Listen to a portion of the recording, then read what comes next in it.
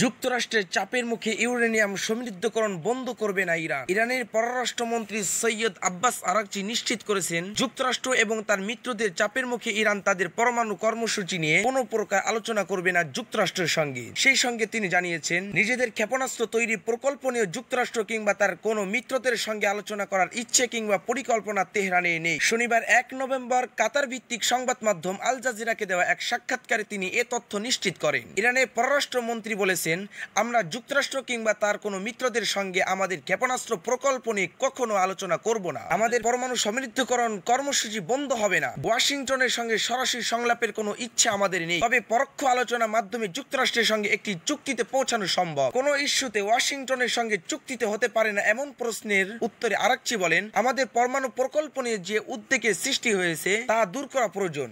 আমরা এই নিশ্চয়তা দিতে চাই যে আমাদের পরমাণু প্রকল্পের উদ্দেশ্যে শান্তিপূর্ণ। তিনি আরো বলেন, হয়তো এর মধ্যে একটি সমঝোতা চুক্তি আমরা করে ফেলতে পারতাম, কিন্তু ওয়াশিংটন আমাদের সামনে যেসব শর্ত দিয়ে রেখেছে সেগুলো এক কথায় অগ্রহণযোগ্য ও অসম্ভব। আমরা সব ক্ষেত্রে এখন সর্বোচ্চ প্রস্তুতি নিয়ে রেখেছি। ইসরায়েল যদি ফের হামলা করে তাহলে আরো একবার পরাজিত হবে।